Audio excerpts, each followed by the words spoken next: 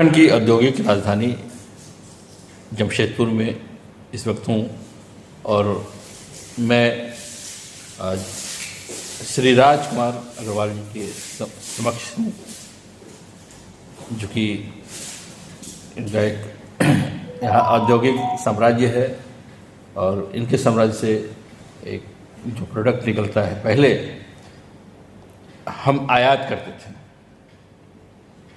अब उसे हम निर्यात कर रहे हैं। ये जो है इस कार्य को करने वाले श्री राजकुमार जी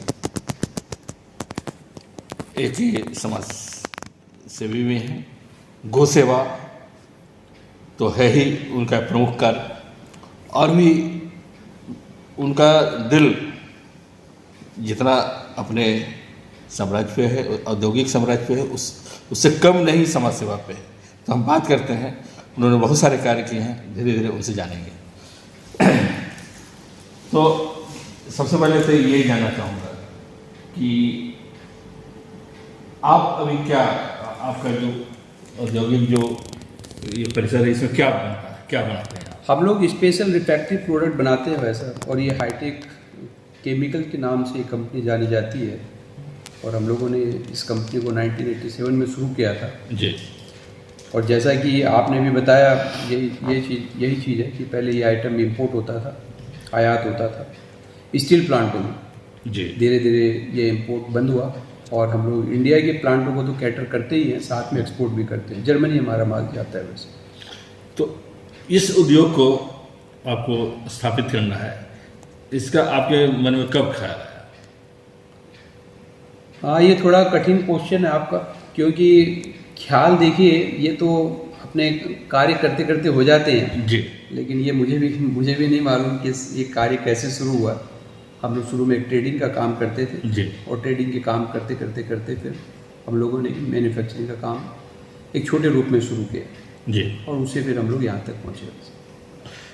तो चूँकि शुरू में हम लोग आयात करते थे, जी वैसे, तो यहाँ शुरू में काफ़ी मुश्किलें आई होंगी, क्योंकि अपने यहाँ दक्ष आपके इंजीनियर जो है, मजदूर वगैरह नहीं होंगे। तो कैसे कैसे प्रशिक्षित लोगों को आपने किया, किस तरह से अपना ये उद्योग खड़ा किया आपने?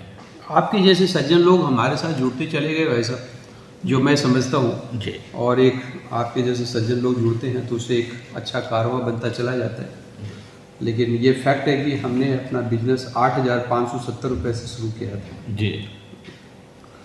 और आज जो भी हैं, एक हम लोग इतना ही जानते हैं कि इसमें गोमाता का और आप लोगों का एक बहुत बड़ा आशीर्वाद है, उसकी वजह से आज हम लोग इस जगह पर बैठे। ये प्रश्न इसलिए करूँगा कि युवाओं, हमारे जो युवा हैं, युवा एंटरप्रेन्योर जो है जी, उनको सीख मिलेगी, उनको प्रेरणा मिलेगी।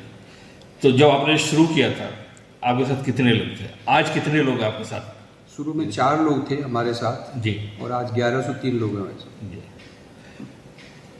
अच्छा, आपके मन में समाज सेवा, समाज के लिए कुछ करना है, ये कैसे आया? क्योंकि आपके पास तो समय की बहुत कमी रहती है, तो उससे कैसे समय निकाला और कैसे प्रेरणा मिली समाज सेवा?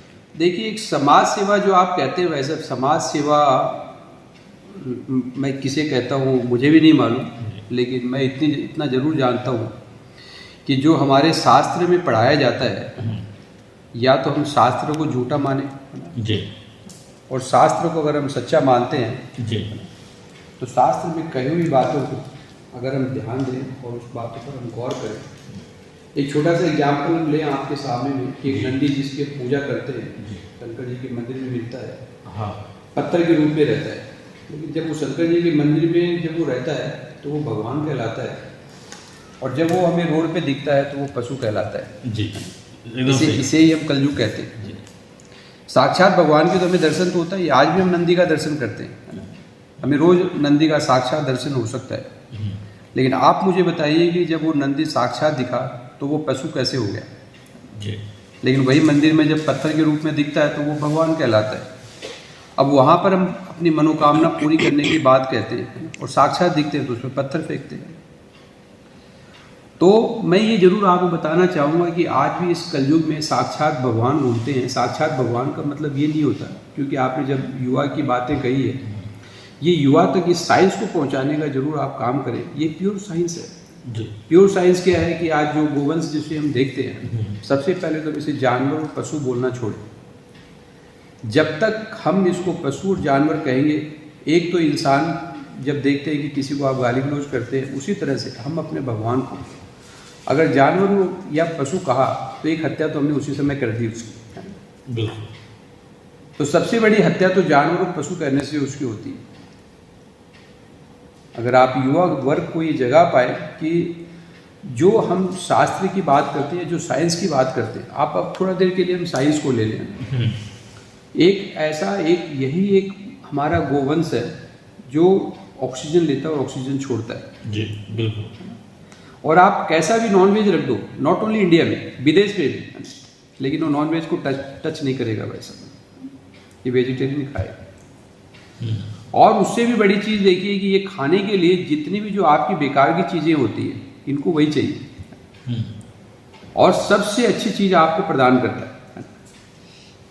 हम पंचगव्य की बात करते हैं, जैसा आपने भी बताया, दूध, दही, घी, गोबर और गोमूत्र। अब आप भगवान का भी सपोज कीजिए पूजन करते हैं, हमारा गृह प्रवेश है या और किसी चीज़ का है, तो गृह प्रवेश में भी आपको बिना पंचगव्य के आपका गृह प्रवेश नहीं होता है। उसमें भी हमें ये पांचों चीज़ें चाहिए। तो जिस भगवान का पूजन भी गोमूत्र और गोबर से होता होगा, आप सोचिए कि वो गोमाता हमारी कितनी पवित्र होती होगी, है ना। लेकिन हमें उस समय भी ये ख्याल नहीं आता, तो भी फिर हम उसको पशु कहते हैं। पूजा भी किया हमने गोबर से और गोमूत्र से, और फिर भी हमने संज्ञा उसको किसकी दी? पशु की और जानवर की। आपको अगर आज कह दिया जाए कि ये साक्षात भगवान है, इनका गोमूत्र पी लीजिए, आप नहीं पी सकते हो वैसा। तो अगर आप कहें कि भाई इस धरती पर अगर कोई भगवान है, जो मंदिर देवड़ा में जो भगवान जिसे हम कहते हैं, भगवान वो नहीं है वैसे, ये साक्षात भगवान। जिस दिन इनकी पहचान हम, आप और हमारा आने वाला पीढ़ी जिस दिन इसकी पहचान कर लेगा, उस दिन हम लोग सभी दुखों का निवारण हमारा अपने आप ही हो जाएगा। अच्छा, जो कार्य आप सामाजिक कार्य आपने शुरू किया, तो सबसे पहले किस तरह से शुरू किया आपने, क्या किया सबसे पहले? हमारे माता जी का देहांत हुआ था, तो हम लोगों ने एक बार लेप्रोसी कॉलोनी में हम लोग गए थे हमारे फादर के साथ। हम लोगों ने बहुत मोटरसाइकिल से हम गए थे जी, ये कि भाई हम लोग जाकर के कुछ 4 लोगों को 10 लोगों को खाना खिलाएंगे जी। ये 1988 की बात है। लेकिन जब जाके देखा हम लोगों ने वहाँ पर, तो खाना जो भी था, हम लोगों ने प्लानिंग तो करके गए थे 8-10 लोगों को खिलाएंगे, लेकिन खाना 150-200 लोगों को जो भी खिलाया, लेकिन उसमें से एक एजेड आदमी निकल करके आया कि बाबा ये 2 लोग हैं जो वहाँ पर बैठते हैं और जो किसी तरीके से अपना काम चलाते हैं और प्लास्टिक लगा के रहते हैं, इनको देखने वाला कोई नहीं है बाबा। अगर हो सके तो इन 2 लोगों को पक्का घर मिल जाए तो बहुत अच्छा होगा। लेप्रोसी के आदमी जिसको हम लोग नारायण का भी रूप देते हैं। तो हमारे पिताजी ने मुझे ये नहीं कहा कि भाई आप इनके लिए 2 घरों का निर्माण कर दो, क्योंकि वो भी जानते थे कि भाई ये 2 घर का निर्माण करना इसके लिए डिफिकल्ट होगा। लेकिन हमने उनके आंसू को पहचाना। उन्होंने कहा नहीं मुझे जी। फिर हमने लाके उनको घर पे छोड़ा और फिर हम वापस गए वहाँ कि बाबा आपका ये 4 घर बनेगा। 2 घर बोला था उन्होंने, हमने 4 घर का काम शुरू किया और 4 घर बनाते बनाते मुझे भी नहीं मालूम कि वो धन कहाँ से आया और 108 घर का निर्माण हुआ। वाह। और ये कॉलोनी बनाई गई लफार्ज के द्वारा। लफार्ज का आपने नाम सुना? सीमेंट। हाँ। अब आप सोचिए एक मोटरसाइकिल पे चलने वाला इंसान कहाँ से 108 घर बनाता। तो मैं पहले भी बताया कि ये ताकत हमारी नहीं है, वैसे ये ताकत कोई आशीर्वाद की है। और 108 घर बनाने के बाद आज 550 घर बन चुके होंगे जी। और आज वो 550 घर को देख के सरकार भी मजबूर हुई, रघुवर दास जी की सरकार। अब उन्होंने लेप्रोसी कॉलोनी का अपनी सरकार में बीड़ा उठाया कि हम लोग भी लेप्रोसी पे काम करेंगे। तो आज 550 घर 5 कॉलोनी बन चुकी है। 5 कॉलोनी के अंदर सिर्फ घर नहीं होंगे, उनके बच्चों के लिए खेलने के लिए ग्राउंड है, उनके शादी ब्याह के लिए कम्युनिटी हॉल है, उनके लिए स्कूल है, उनके लिए हॉस्पिटल भी।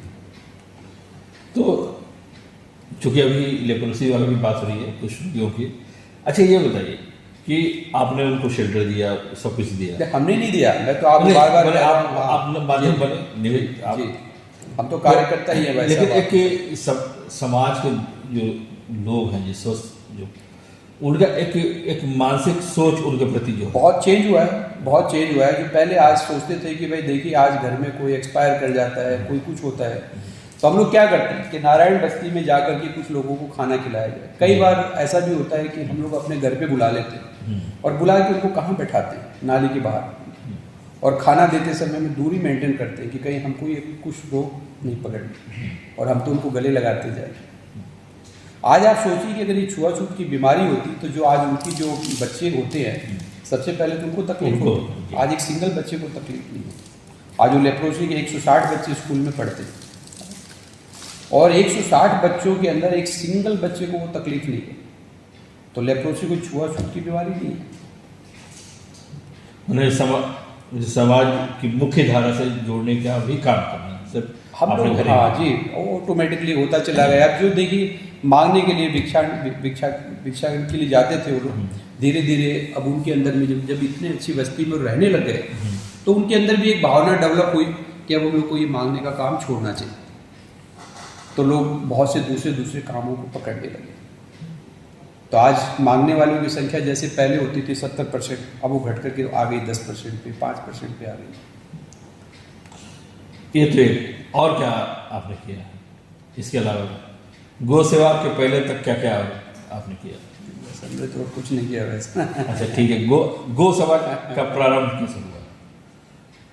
ये भी ऐसे ही है। हमारे जो पुरुषोत्तम दास झुंझुनवाला जी थे, उन्होंने एक बार घर पे आए थे और आने के बाद, ये भी 2009 की बात होगी, 8 की बात होगी, और हम लोगों ने देखा है कि लेप्रोसी के बाद में एक गौ सेवा ही ऐसी है जहाँ पर एक इंसान अपने आप से इनको बहुत अलग रखता है जी। और जब हम लोग आप एक वास्तविक में अगर आपको सबसे ज़्यादा अगर स्नेह और प्यार अगर मिलेगा जी, तो मैं कहता हूँ कि हमारे जन्म देने वाली माता से भी ज़्यादा प्यार हमको वहाँ मिलता है, लेकिन हम उसका अनुभव करें तब। आज आप देखिए अमेरिका में आपको 1 घंटे का 2700 रुपये से लेकर 3000 रुपये तक लोग पेमेंट करते हैं कि एक गोवंश के पास आप जाएं और उसके पास आप अगर 1 घंटा का समय बिताएंगे तो 3000 रुपये पेमेंट करना पड़ता है। और हमारे भारतवर्ष में उसका महत्व ही नहीं जानते। और सारी दवाएं हमारे गौमूत्र से बनती हैं, गोबर से बनती हैं, सब जानते हैं। हमारे अमेरिका ने 27 गौमूत्र के आइटम पर पेटेंट करा रखा है, लेकिन हमारे भारतवर्ष में उसका लोगों को एहसास ही नहीं है उस चीज़ का। सब तो कैसे एहसास हो, जागरूकता कैसे है लोगों में इसका भी? इसका कुछ आप हम लोग मतलब कुछ कैसे करते हो? जागरूकता तो धीरे धीरे देखिए लोगों में पहले से काफ़ी बड़ा अवेयरनेस आया है। ऐसा नहीं कि भाई आज पहले जो चीज़ थी अब उसके बाद धीरे धीरे अवेयरनेस काफ़ी बढ़ रहा है, क्योंकि इस चीज़ का एहसास मैं भी कर रहा हूँ और आप लोग भी कर रहे हैं कि लोगों के अंदर में काफ़ी बड़ा इसका एक जागरूकता तो आई है कि गोवंश की हत्या नहीं होनी चाहिए, हमें इसे नहीं बेचनी चाहिए। और गोवंश रहते रहते भी सपोज कि जो दूध देना बंद कर दिया, उसके बाद भी जो उसका गौमूत्र और गोबर से जो हमारी आमदनी जो होती है उससे उसका पालन पोषण आराम से किया जा सकता है। आज हम एक थोड़ी देर के ले लें कि हम लोग एक ऑर्गेनिक अनाज की बात करते हैं। ऑर्गेनिक अनाज का मतलब क्या है? यही है, सिर्फ गोमूत्र और गोबर से हमको खेती करनी है। अब वो अनाज 3 गुना दाम में जाके बाजार में बिकता है, हम जानते तो सब हैं। लेकिन देखिए हमारे आज भी हमारे भारतवर्ष में किसी से कहलवाना हो तो आपको 2 घंटा उस पर भाषण दे देंगे, लेकिन उनको कहो कि भैया आप 4 गायों की सेवा करो, वो डिफ़िकल्ट होता है। तो मैं ये ज़रूर लोगों से आह्वान करना चाहता हूँ कि गोवंश हमारा तभी बचेगा जब हम जागरूक होंगे, लेकिन इसकी सेवा के लिए हमें खुद को आगे आना पड़ेगा, तभी हम उसको बचा पाएंगे। जिस दिन हमने अपने एक गौ की सेवा कर ली और 5 को बचाने की संकल्प ले लिया, और हमारे जन्मदिन पर, हमारे मैरिज एनिवर्सरी पर या बच्चे की एनिवर्सरी पर, बच्चे के बर्थडे पर, जिस दिन हमने ये संकल्प ले लिया कि हमारा बच्चे का बर्थडे तभी मनेगा जब बगल की गौशाला में हम 1 साल का कम से कम हम उसका अनाज का पैसा देंगे। आप सपोज करिए कि भाई एक गौशाला में आपने गया, एक गाय के लिए आपने 1 साल का खाने का पैसा दिया, जिसका मात्र 10,000 रुपये होता है। 10,000 रुपया में आपने एक गो की सेवा कर दी, जी। उससे बढ़िया हमारा बर्थडे क्या बन सकता है। हम 50,000 रुपये खर्च करते हैं एक बच्चे के बर्थडे पे, लाख रुपए खर्च करते हैं। तो जिस दिन हमारे हिंदू भाइयों में इस चीज़ की एक भावना डेवलप हो जाएगी, यंग जनरेशन में इसकी हम भावना डेवलप कर देंगे, तो निश्चित रूप से हमारा देश का गोवंश बचेगा। खाली कृषि से उत्पादन नहीं होगा, हमारा जो शास्त्र है वो शास्त्र भी सच्चे रूप में उसकी एक पहचान मिलेगी। अच्छा, आपने जो कैदी होते हैं उनके बच्चे जो हैं उसके लिए भी आपने काफ़ी कुछ किया है, बताएंगे कि उसकी प्रेरणा कैसे मिली? नहीं, ऐसा नहीं है। कैदी के देखिए बच्चों के लिए भी आप कह सकते हैं और कैदियों के लिए भी कह सकते हैं कि जो आज आजीवन कारावास काटते हैं जी। कई बार ऐसा भी होता है कि बेचारे पैसे के अभाव में छूट नहीं पाते और उनको आजीवन सजा हो जाती है। और उनका अगर कारण देखें तो कारण बहुत छोटा कारण होता है। हाँ। तो ऐसा 57 लोगों को मुझे छुड़ाने का अवसर प्रदान हुआ जो आजीवन कारावास काट रहे थे। जी जी। आज बेचारे मुक्त होकर के अपनी सेवा में लगे हैं, देश की सेवा में काम कर रहे हैं। हालांकि बातचीत तो मेरी आदत है लंबी बातचीत करने की, लेकिन मैं अब इसको इसलिए विराम दूंगा। लेकिन विराम देने के पहले एक बात कि आमतौर पर एक धारणा है जो पति होते हैं, व्यवसायी होते हैं, भावनाएं की कमी होती है। लेकिन आप में इतनी जो भावुक है, आप में इतनी भावना कूट कूट के भरी है, उसके पीछे क्या कारण है? क्योंकि पहले ये जानना, गरीबी वैसे हम बहुत गरीबी से गुजरे और उस चीज़ का एहसास मैंने किया है लाइफ कि इंसान को क्या तकलीफ़ें होती है और उस तकलीफ़ का एहसास मुझे है। और ऐसे तकलीफ़ों में एहसास बहुत से लोग गलत कदम भी उठा लेते हैं। मैं कहता हूँ कि गलत कदम से हट करके अगर हम सच्चे कदम पर और सही कदम पर चले गए तो निश्चित रूप से भगवान हमारी पूरी सुनता है। क्योंकि भगवान इस कलयुग में इस धरती पर ही है और उसके दर्शन हम रोज करते हैं, लेकिन हम पहचान नहीं पाते उसको। आज के युवा जो है, चाहे युवा जो नौकरियाँ करने वाले हैं, तो उनकी सोच हमेशा जो है सिर्फ फोकस्ड नहीं, और कहते हैं उनमें भावनाओं की धीरे धीरे कमी होती है। आप उनके बारे में क्या कहें? उनको क्या आप संदेश कहें या किस तरह से आप कहें कि भावनाएं को कैसे जिंदा रखें? ये सही है भाई साहब, जितने भी आज बच्चे हमारे निकल रहे हैं और जो यंग जनरेशन, जो नया पीढ़ी हमारा आ रहा है, वो चकाचौंध में अपने आप को भूल गए हैं। लेकिन मैं समझता हूँ कि जो हमारी जो पीढ़ियाँ हैं जो अभी चल रही हैं, है ना, इसको सच्चे रूप में सही तरीके से हम लोग वहाँ तक पहुँचा पाएंगे, क्योंकि इसमें निश्चित रूप से एक बड़ा साइंस है और वो साइंस की कल्पना में हम लोगों की सरकार को आगे आना चाहिए। सरकार इसमें अगर थोड़ा सा एक पहल करेगी सच्चे रूप में, तो सिर्फ गोवंश नहीं बचेगा, हमारा आने वाला नया पीढ़ी भी बचेगा। तो मैं समझता हूँ कि सरकार से भी हम लोग ये जरूर अनुरोध करेंगे कि जैसे हम लोग छोटा सा एक एग्जाम्पल लें कि आज हमारे स्कूलों में अकबर और इनके सुल्तान, इनके बारे में पढ़ाया जाता है। इन लोगों ने देश में क्या क्या किया, इतने साल तक शासन किया। कभी भी आप देखें तो जो हमारे देश में बाकी जो रहे हैं उनकी कभी किताबों में पढ़ाई नहीं है। तो ये हमारे देश में वास्तविक में कमी रही है। लेकिन मैं समझता हूँ कि आने वाले समय में निश्चित रूप से सरकार अगर जागेगी और आप जैसे जो भी हैं महाप्रभु लोग इस पर काम करेंगे, तो मैं कहता हूँ आने वाली पीढ़ी भी इस पर जरूर ध्यान देगी। भारतीय मानसिकता जो है, अभी भी हम विदेशों की तरफ देखते हैं। हर अच्छा काम हमें लगता है विदेश में होता है, लेकिन आपने उसको जो है, ये मैं नहीं कहूँगा गलत साबित किया, लेकिन आपने ये सही साबित किया कि अपने देश में बहुत कुछ किया जा सकता है। ये निश्चित रूप से फैक्ट है भाई साहब, चकाचौंध जरूर है विदेशों में। विदेशों के घरों में आप देखें तो एक घर दूसरे घर के बारे में जानकारी नहीं रखता कि उस घर में क्या होता है। आज हमारे आदरणीय प्रधानमंत्री श्री मोदी जी की एक बहुत बड़ी एक शक्ति है जी, एक मैं तो कहूँगा एक संत के रूप में इन्होंने पूरे देश को एक नई धारा में सिर्फ जोड़ने का काम नहीं किया, इन्होंने पूरे दुनिया में ये बताने की कोशिश की कि हमारा भारत अपने आप में एक अलग शक्ति है। और वास्तविक में जो जिस धारा पे वो देश को लेके जा रहे हैं, आने वाले समय में रियली हम लोग निश्चित रूप से एक बड़े शक्ति के रूप में उभरेंगे। और क्योंकि भारतवर्ष में जो चीज़ें हैं, जो हमारी संस्कृति है, वो पूरी दुनिया में वो संस्कृति नहीं है वैसे, जिसकी कल्पना और जिसकी कल्पना तो लोगों ने की है, लेकिन मैंने तो साक्षात उसका दर्शन किया है। जी। अभी भविष्य में क्या क्या योजनाएं हैं आपकी? मुझे भी नहीं मालूम है सर, मैं तो आज के बारे में सोचता हूँ कि आज मुझे क्या करना है। जब कल आएगा तो कल के बारे में मैं फिर सोचूंगा कल क्या करना है। अब झारखंड की गौशालाओं के आप अध्यक्ष हैं, तो अध्यक्ष बनने के बाद जो है आपकी कार्यशैली में, आपके कार्य क्षेत्र में क्या परिवर्तन हुआ? अध्यक्ष का पद तो वैसा लोगों ने दिया है, लेकिन मैं तो एक कार्यकर्ता के रूप में शुरू से काम किया हूँ और काम कर रहा हूँ। मुझे कभी भी ये नहीं लगा कि मैं अध्यक्ष हूँ, और न मैंने अध्यक्ष के रूप में कभी काम किया है। मैं समझता हूँ कि जो चीज़ जिस समय पे जो ज़रूरी होती है, मैं अपने भाव से निर्णय लेता हूँ।